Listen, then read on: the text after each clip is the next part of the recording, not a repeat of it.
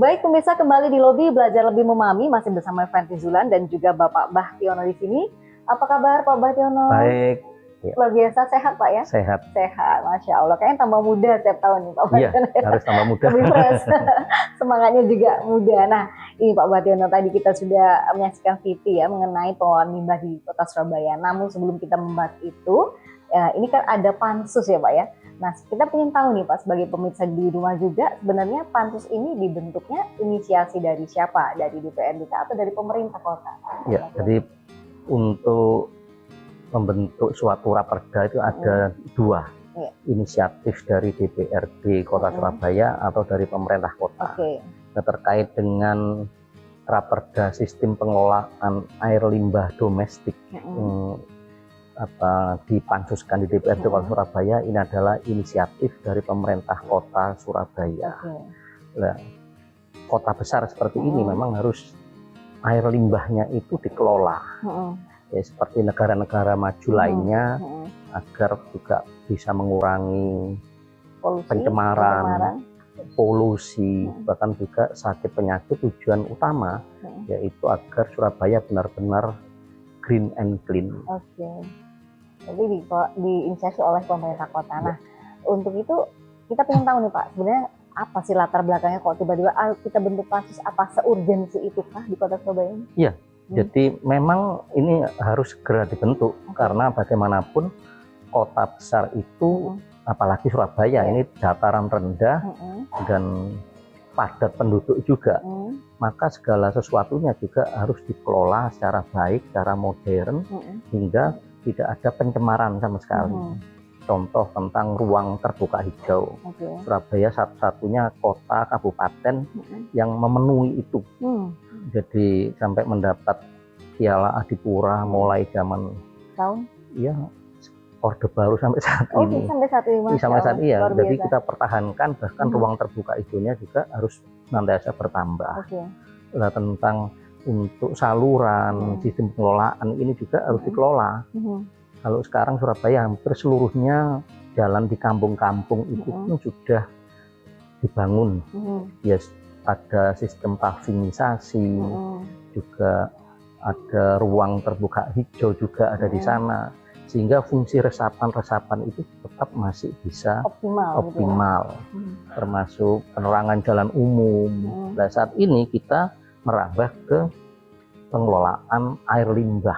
Lebih fokus ke air limbah. Nah, mungkin bisa diceritakan lebih lanjut Pak, kondisi air limbah di Surabaya ini seperti apa? Apakah dari tahun ke tahun sudah makin membaik ataukah masih harus jadi PR atau seperti apa? Ya, jadi yang kita bahas dalam raperda ini yaitu sistem pengelolaan air limbah domestik atau disingkat SPAL-D.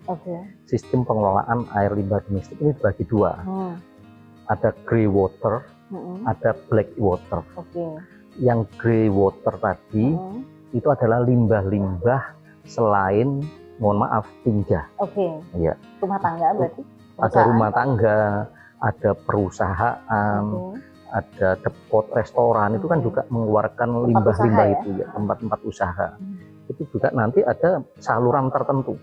Sudah dipilah? Iya, nanti di situ. Lah, yang black water tadi itu juga ada saluran sendiri. Jadi nanti itu bukan yang saat ini yang dikelola oleh warga masyarakat secara mandiri, yaitu black water. Ya, septic tank. Septic tank itu mereka, maka Kota Surabaya juga sudah melakukan mendahului dengan membangun septic tank komunal. Berarti dijadikan satu? Ya, ada beberapa rumah-rumah padat kan tidak mungkin. Mereka membangun septic tanknya. Berarti kolektif begitu ya Pak? Iya, jadi ini pemerintah kota memfasilitasi, terutama di daerah-daerah padat penduduk. Dan sistem untuk membangun toilet atau jamban Kota Surabaya ini hampir semuanya sudah terpenuhi. Jadi satu rumah itu kita membangun satu jamban. Bagi mereka yang belum, kita sudah membantu ribuan. Hampir selesai. Jadi mau target ya? Jadi kita tidak membangun konten atau tidak boleh, sekarang tidak ada. Jadi setiap rumah sudah ada, walaupun rumah-rumah padat penduduk kecil sudah ada. Lah, septic tanknya kita bangun secara komunal. Ada minimal 5 itu jadi satu. Yaitu di jalan tadi, di tengah-tengah jalan kita bangun, akhirnya kita tutup dengan paving. Oke, nah dengan kondisi ini berarti sudah membaik ya Pak dari tahun ke tahun. Kalau untuk air limbahnya sendiri seperti apa kondisi Pak? Nah, terutama yang perusahaan ya. Kalau perusahaan itu kan pasti harus sudah punya standar ya. Ini yang perusahaan ini belum memenuhi standar. Nah ini pasti ada punishment atau seperti apa? Ya, makanya nanti ada perusahaan kalau saat ini itu mereka harus mempunyai instalasi pengelolaan air limbah atau IPAL, atau juga langsung bisa dikumpulkan dan dibuang atau ditempatkan. Ada kita punya di Sier tadi, Surabaya Industri Rumput Estate, itu IPAL yang sudah puluhan tahun kita bangun di sana, itu dikelola di sana, dan nanti hasilnya yang sudah benar-benar clean itu bisa disalurkan. Dipakai lagi, reuse atau gimana Pak? Enggak, dia disalurkan, iya di sungai itu sudah, dan sana sudah ada indikatornya. Indikatornya pakai ikan nila itu. Kalau ikan nila ini bisa bertahan hidup, bisa bertahan dan masih segar, iya. Dialirkan kembali. Oke, seperti. Nah, untuk ini Pak, strategi utamanya apa Pak? Jadi bisa, kan kita kepinginnya Surabaya tetap mempertahankan ya jadi kota terbaik seperti itu. Strategi apa ini? Ya, makanya tadi bagi dua kan, grey water, black water. Nantinya yang black water ini kita sebut sistem pengelolaan air limbah domestik setempat. Karena di tempat itu sedang dikelola oleh masyarakat sendiri. Nantinya kalau peraturan daerah ini sudah disahkan, itu pemerintah bisa mengambil yang black water tadi, untuk gas, atau septic tank tadi. Untuk gas alam ya, nanti macam-macam, bisa untuk pupuk, bisa untuk gas, itu diambil ya oleh pemerintah. Dilakukan atau masih belum? Kalau saat ini belum. Belum. Kalau saat ini dilakukan secara mandiri. Pemerintah kota juga punya mobil-mobil untuk sedot septic tank tadi. Itu bagi gedung-gedung pemerintah, yang lainnya masih dikelola oleh swasta. Nah nanti ini di peraturan daerah sudah jadi, ini pemerintah juga bisa, swasta juga bisa, dalam jangka waktu tertentu, diminta atau tidak oleh masyarakat, pemerintah nanti akan mengambil, diminta atau tidak. Kalau sekarang kan tunggu penuh. Nah kalau tunggu penuh, itu bisa terjadi pencemaran di mana-mana. Pencemaran meresap ke tanah, bahkan ke air bawah tanah. Berarti ada timeline, waktu ya Pak ya? Ada waktunya nanti itu. Nah nanti setelah itu yang grey water tadi, itu yang oleh depot, restoran, hotel atau perusahaan, itu nanti ada saluran tertentu yang langsung dikelola. Yang di-share tadi. Yang namanya terpusat. Bukan di-share saja, nanti ada di tempat lain juga yang kita akan bangun. Luar biasa nih Pak ya. Nah kalau untuk sampah padatnya Pak, kan ada sampah organik, anorganik, plastik dan lain-lain seperti apa? Ya, kalau sampah ini pengelolaannya oleh Dinas Lingkungan Hidup, yang sementara ini memang sudah kita kelola, yang diambil oleh warga masyarakat sampai ke tempat pembuangan sementara. Setelah itu dipadatkan supaya tidak itu, dan itu juga sudah ada dipulung atau dikelola oleh masyarakat, dipilah maupun juga oleh mandiri masyarakat tadi. Ada yang disediakan oleh pemerintah kota, mana yang bisa di recycling, mana yang tidak. Dan yang tidak ini, yang organik, itu bisa jadi pupuk. Ya. Yang anorganik yang tidak bisa, itu dibuang ke tempat pembuangan akhir atau TPA.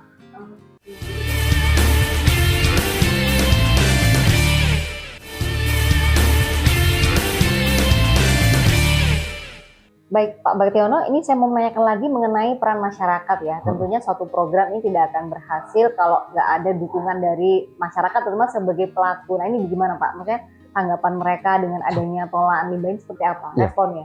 Jadi nanti sistem pengelolaan air, air limbah domestik, apa peran masyarakat? Peran masyarakat nanti dalam peraturan daerah ini, setiap pembangunan rumah yang baru, atau nanti dari pengembang, itu septic tanknya harus di depan. Ya, supaya apa? nanti pemerintah kota itu lebih mudah sewaktu-waktu itu mengambil. Jadi dalam pasal dan ayatnya sudah ditentukan. Jadi nanti tidak juga selangnya atau mencemari dari rumah itu di depan. Berarti lebih ke tekniknya Pak ya? Ya, itu teknisnya seperti itu. Dan nanti dalam jangka waktu tertentu, pemerintah diminta atau tidak, karena ada jadwalnya, itu diambil. Ya. Kalau sekarang kan masyarakat tunggu penuh baru dia lapor, diambil ya. Nah, sekarang tidak, ini pemerintah nanti yang mengambil, bisa swasta dan bisa pemerintah.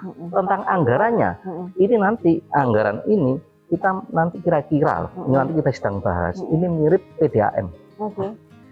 Jadi sampah itu kan ada iuran di PDAM juga. Ini juga gitu, nanti ada setiap jaringan PDAM, nanti dititipi. Intinya tidak memberatkan masyarakat. Di meteran ukurannya tadi ya Pak ya? Iya, jadi ada tarifnya. Ya, ada tarif sosial, ada tarif medium atau menengah, dan tarif atas tentunya. Dan masyarakat nanti tidak perlu ribet lagi ngontak, enggak. Tentu itu beda. Nanti ada yang kota ini dataran tinggi, ada tengah kota dan dataran rendah. Biasanya yang dataran rendah dekat sungai atau dekat laut itu septic tanknya mudah penuh. Oh, kenapa ini Pak? Ya karena di sana itu dekat sumber di sana. Oh gitu. Kalau mereka jauh dari sumber air, otomatis kan resapannya masih lebih panjang. Nah, jadi masyarakat kalau terjadi sesuatu itu, walaupun belum waktunya, belum timelinenya, belum schedule-nya, masyarakat bisa kontak untuk bisa diambil limbah yang dari septic tank tadi. Nah ini kontaknya kemana nih Pak? Ada nanti ada seperti kalau kita sekarang kita punya ya untuk kesehatan itu kan 112. Nanti ada sendiri yang. Ya ini udah sosialisasi nggak nih untuk warga ini Pak? Ini perda ini baru kita bahas dan nanti sambil kita mensosialisasikan lewat media sosial, lewat media mainstream dan nanti juga ke seluruh kelompok masyarakat tentu ya yang ada di bawah ini kan. Nah kalau ini kan tadi masih berupa perda, apa Pak kendala pada saat penyusunan perda? Maksudnya kan pasti ada beberapa pihak yang terlibat, apa yang paling menjadi krusialnya apa di pembahasan perda? Ini biaya, biaya cukup tinggi. Dan kita sudah hitung dengan pakar untuk ahli limbah domestik. Biayanya gimana Pak? Pipa itu kan ada jaringan pipa. Jadi ada black water, grey water, dan nanti itu disatukan jadi satu. Ini butuh pipa yang cukup besar. Berarti di jaringan, pembuatan jaringannya ya Pak ya? Ini pipa primernya ini cukup besar. Ini bisa minimal, ini 1 meter, bisa diameter minimalnya 1 meter. Dan itu butuh biaya besar. Dalam hitungan kasar kita, itu paling minim, itu 1 kilometer. Ini 1 kilometer. Itu bisa 1 miliar di 1 kilometer. Setelah dihitung berapa ini Pak? Berapa kilo yang kalau di total ini kira-kira 1 RW aja 1 kilometer 1 RW. Kita punya 1.250 RW di Surabaya. Itu bisa 1,5 triliun. Ini paling minim. Ini minim, hitungan minim. Ya kalau hitungan yang itu bisa sampai 2 triliun. Pasang jaringan pipa itu. Investor kemudian dengan pembayaran tadi bisa. Dalam pasal 74 di sini sudah kita siapkan bisa kerjasama dengan pihak swasta, investor baik dalam maupun luar negeri.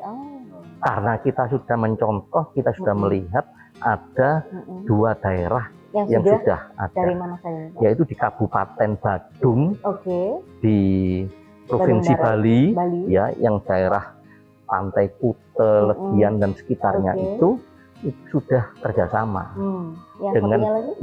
Yang satunya ada di Palembang. Ya, kalau di Kabupaten Badung Bali ini kerjasama dengan pemerintah Jepang. Kalau di Palembang itu kerjasama dengan pemerintah Australia.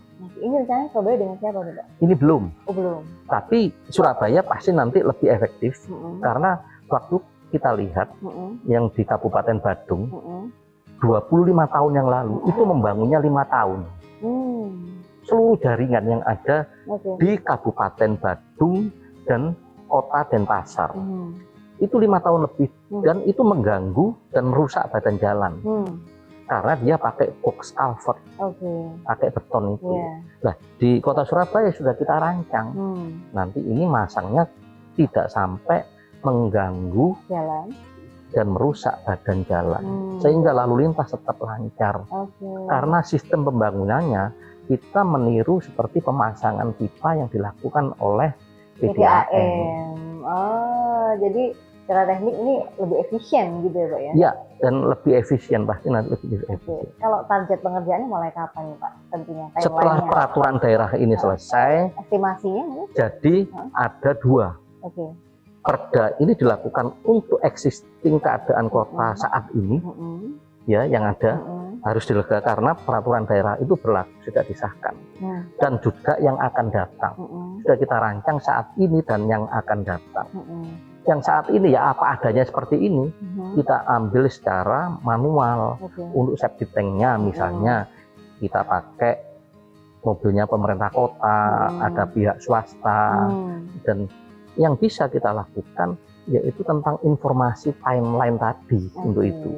Nah, dari grey waternya yang dari perusahaan atau hotel atau restoran atau depot itu bisa dibuang seperti biasanya.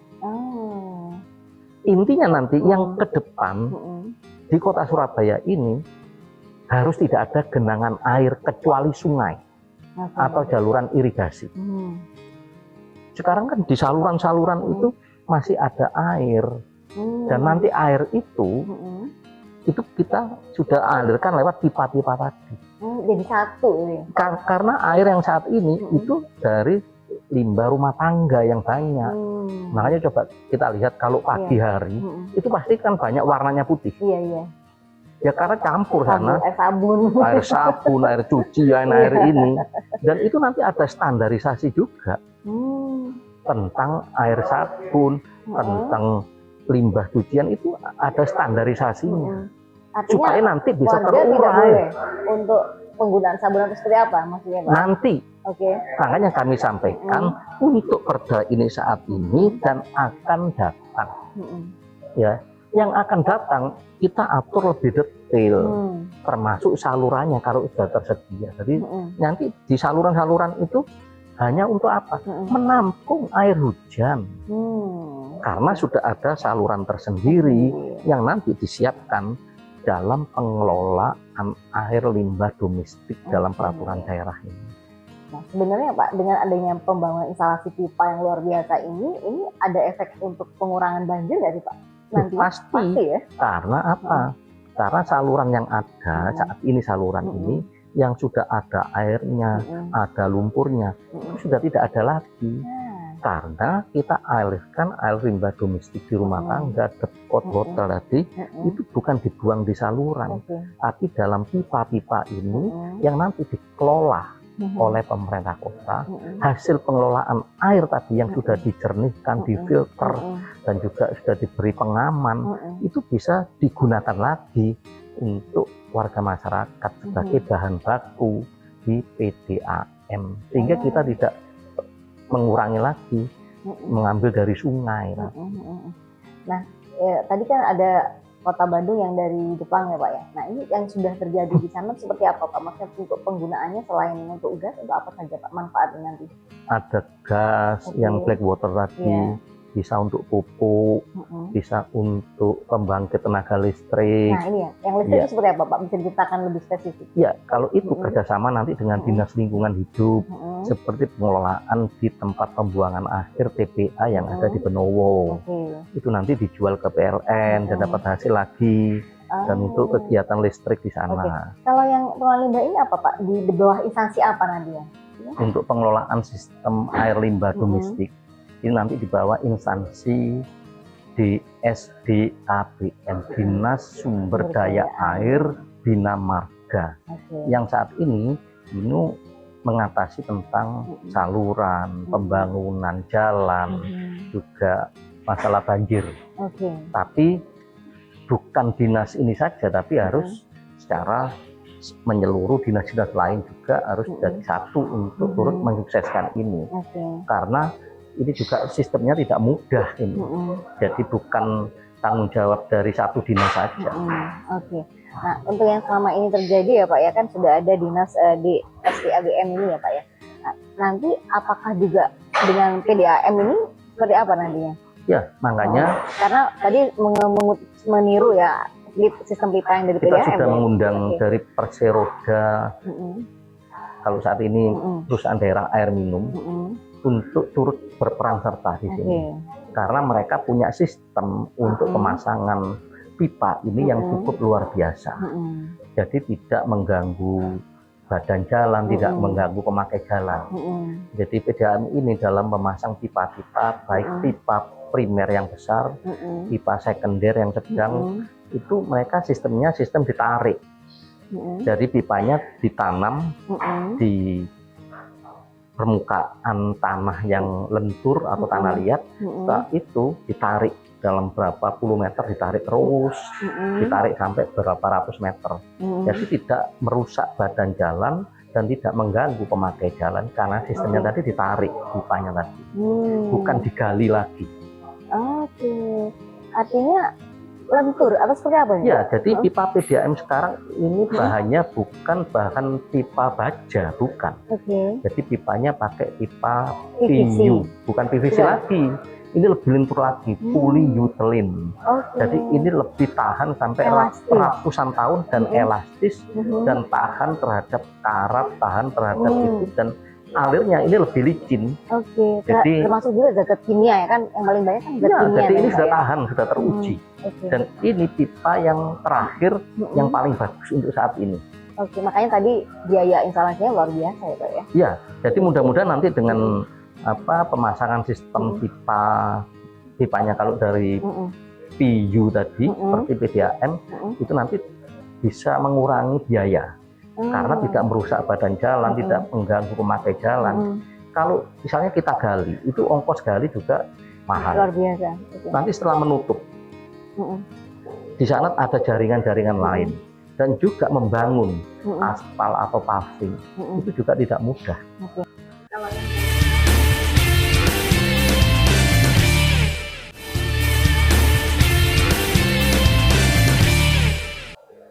Nah ini Pak, kita mau tahu nih Pak, kalau tadi kan di Badung butuh 5 tahun dengan sistem yang mungkin lebih lama ya, sekarang lebih modern dengan cara PDAM tadi, ini butuh waktu berapa lama untuk waktu pengerjaan ini? Ya, kalau kita harus lihat ya, kalau di Kabupaten Badung itu tidak sepadat kota Surabaya. Surabaya ini pipa PDAM-nya sudah ribuan kilometer. Ya, sejak zaman Belanda sampai sekarang, dan itu di tempat-tempat padat. Jadi kita masih belum menghitung nanti itu berapa lama kalau akan dipasang. Intinya kalau kita membangun dengan sistem yang dilakukan oleh PDAM itu jauh lebih cepat, jauh lebih hemat daripada sistem yang kita gali tadi. Baik Pak Bationo, tadi sudah dijelasin juga ya mengenai efisiensi ya, karena waktu juga bisa lebih cepat, biaya juga lebih hemat ya daripada dengan sistem yang di Badung Barat tadi. Nah, ini sebenarnya dari mana nih Pak? Awalnya ide siapa kok tiba-tiba punya gagasan ini? Ini kan luar biasa nih Pak. Iya. Kita ini melihat negara-negara maju. Tetangga kita aja, Singapura, itu sudah 100% untuk sistem pengelolaan air limbah domestik. Baik mereka yang black water tadi maupun yang grey water, mereka sudah 100%. Dan memang Singapura untuk mengelola sistem air limbah domestik, Singapura tidak membangun rumah horizontal. Makanya kalau rumah vertikal atau apartemen atau rumah susun itu jauh lebih mudah untuk mengendalikan sistem pengelolaan air limbah domestik, baik yang black waternya maupun yang grey water. Yang kalau sistem rumah-rumah susun saat ini di kota Surabaya itu juga sama, kita meniru pihak-pihak negara-negara maju. Maka septic tanknya itu pasti komunal, septic tank besar yang ada di bawah yang di jalan itu. Dan juga sistem air limbahnya juga ada di situ. Dan itu mudah disalurkan dan biayanya jauh lebih ringan untuk sistem pengelolaan air limbah domestik. Nah, yang di kota Surabaya ini mulai zaman dahulu, mulai zaman penjajah sampai sekarang, sistemnya perumahannya masih banyak sekarang yang horizontal. Kita belum menuju sampai ke sana karena sudah ada sebelumnya, sudah saat ini. Nah, Pak, tadi kan udah dijelasin mengenai ada Singapura ya yang jadi contoh ya, menjadi contoh. Kemudian kalau dari sisi pembiayaan tadi Pak, selain investor, apakah pemerintah juga ada dana yang lebih atau seperti apa nantinya? Ya, ini nanti sebaiknya, ini menurut kami, kita sudah diskusi panjang terhadap ini, mengundang pakar juga. Ini sebaiknya pakai investor. Jadi kita tidak mengganggu struktur anggaran kita. Ya, kan kita sudah bagi untuk pembangunan jalan, untuk perbaikan jalan, untuk kesehatan, untuk pendidikan, untuk permasalahan-permasalahan lainnya sudah kita bagi. Nah, kalau ada sistem ini, kita sebaiknya memakai investor tadi. Tapi kita juga bisa mendapat keuntungan lagi dari pengelolaan tadi, yang retribusinya nanti kita rencanakan dititipkan di PDAM. Nah, ini berarti sudah ada pembicaraan dengan PDAM sendiri ya Pak ya? Sudah, kita sudah berunding. Ya, ini tinggal peraturan daerah ini mungkin mudah-mudahan bulan depan sudah selesai. Nah, tinggal persiapan lain. Target waktu pengerjaannya mulai tahun berapa ini kira-kira? Ini secepatnya, makanya peraturan daerahnya, produk hukumnya kita tetapkan dahulu supaya ada ikatan. Ya, ikatan apa? Antara pemerintah kota dan masyarakat.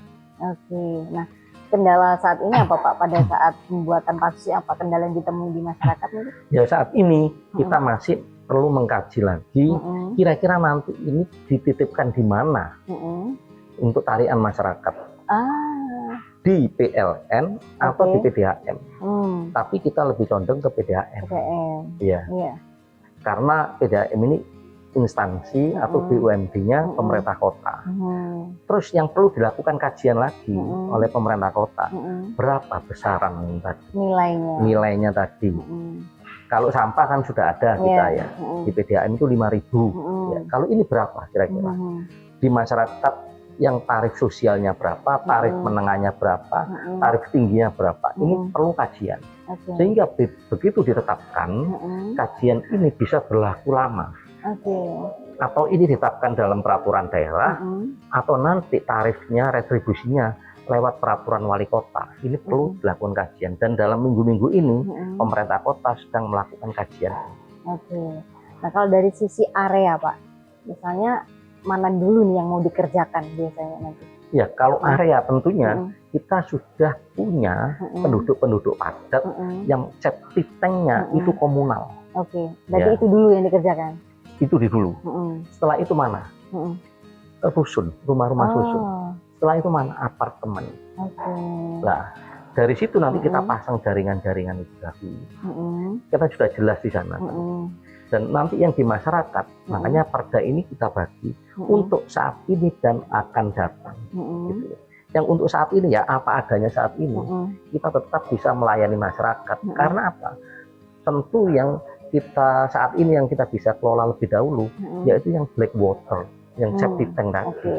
Karena apa? Masyarakat nanti kan sudah begitu peraturan daerah ditetapkan, retribusi juga sudah jalan, dan masyarakat juga harus bisa mendapatkan manfaat dan hak-hak masyarakat.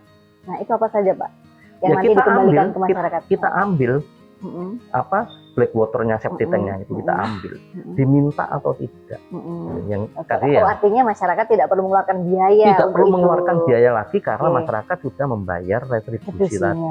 Makanya saya sampaikan diminta atau tidak tadi. Kalau misalnya ada dataran rendah, itu kan mudah penuh.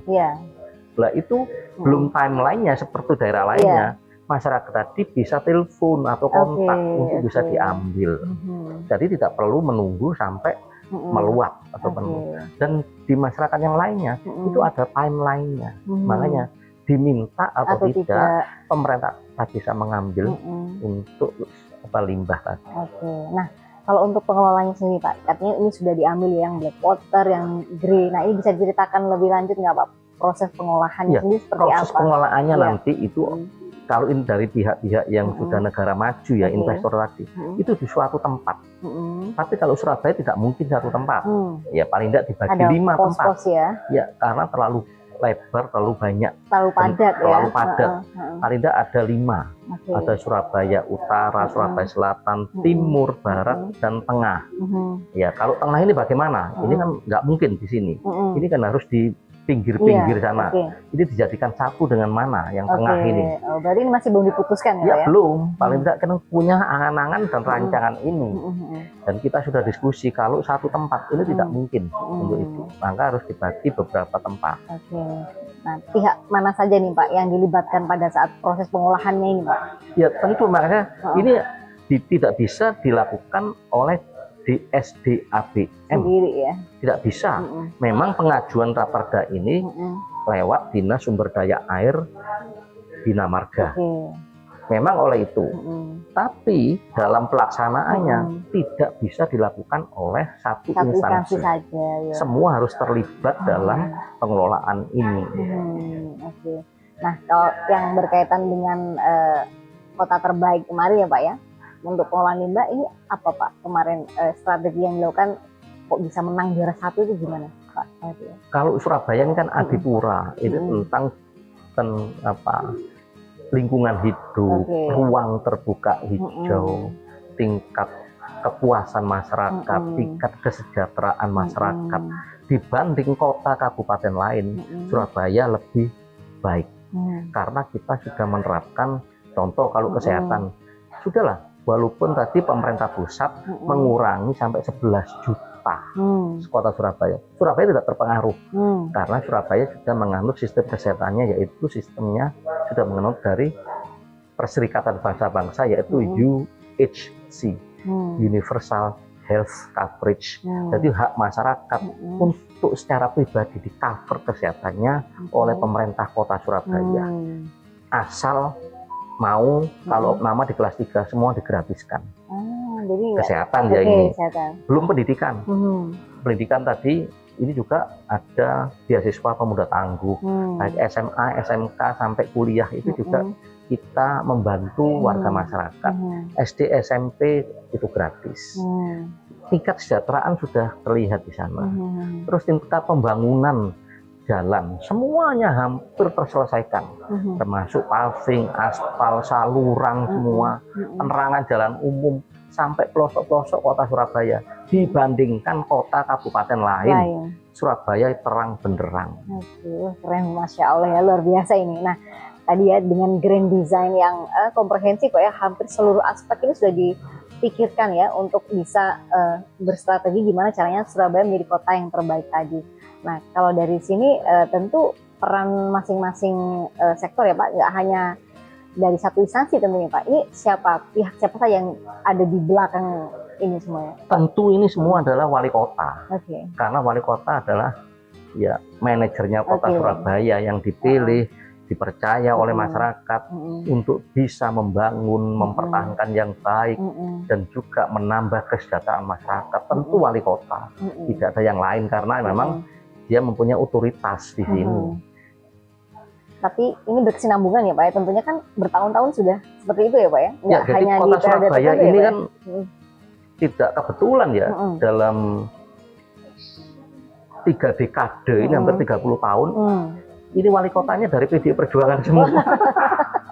Mulai Pak Bambang BH, ya meletakkan dasar-dasar organisasi, penataan kota, termasuk dilanjutkan dengan Bu Risma, pembangunan ruang terbuka hijau terus sampai paving, penerangan jalan, sampai juga mengatasi taman kota, box cover, dan ini Pak Erik Cahyadi pun terus dilanjutkan, nambahi rumah sakit, nambahi puskesmas, membangun fasilitas-fasilitas sosial. Dan hampir semua selesai. Ada yang ini juga baru yang luar biasa. Jadi di samping nanti bisa mengurangi banjir, mengatasi banjir, juga limbah. Ini hilang. Makanya kalau kita lihat di luar negeri, di saluran-saluran hampir tidak ada airnya. Ya karena memang dijadikan satu.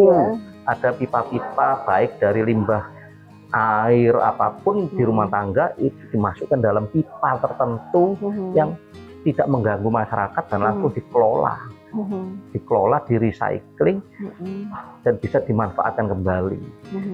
Dan yang saluran-saluran tadi yang ada itu difungsikan nanti untuk penampungan air hujan tadi, di samping ada resapan. Dan ini juga dalam pembahasan berkembang lagi, pemasangan box culvert yang digunakan untuk saluran air ini harus dilubangi. Ya kalau di Jakarta kan membangun sumur-sumur resapan, kita punya gagasan itu dilubangi, atau namanya biopori. Infiltrasi.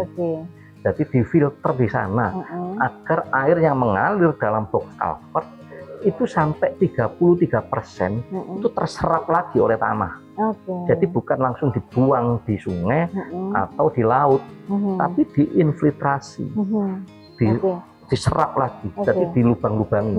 Jadi nggak hanya disalurkan lewat gitu aja, tapi juga ada untuk meresapkan ke dalam tanah gitu. Jadi ada resapan lagi di sana. Cuma ini dan itu juga sistem pembersihannya juga sudah kita rancang, sehingga semuanya nanti kota Surabaya ini ke depan ini jauh lebih luar biasa.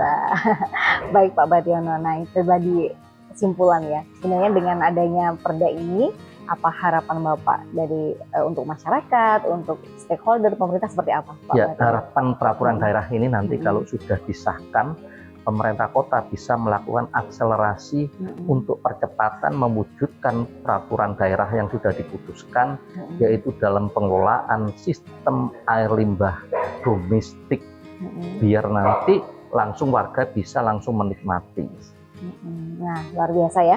Jadi Pak Badiono, terima kasih sekali sudah hadir di sini. Ya mudah-mudahan ini sudah bisa sesuai dengan apa yang diharapkan ya. Surabaya menjadi kota yang luar biasa, keren banget. Karena pengelolaan limbah ini tadi juga tidak semua kota melakukan ya. Jadi Surabaya ini mungkin menjadi kota yang ketiga nantinya. Dan ini tentu akan menjadi strategi yang bagus untuk mempertahankan menjadi kota terbaik dalam pengelolaan limbah. Nah baik pemirsa, itulah tadi bincang-bincang kita. Mudah-mudahan bermanfaat. Kita akan kembali lagi nanti di tema dan topik yang lebih menarik lainnya. Pak Badiono, terima kasih sudah hadir. Wassalamualaikum warahmatullahi wabarakatuh.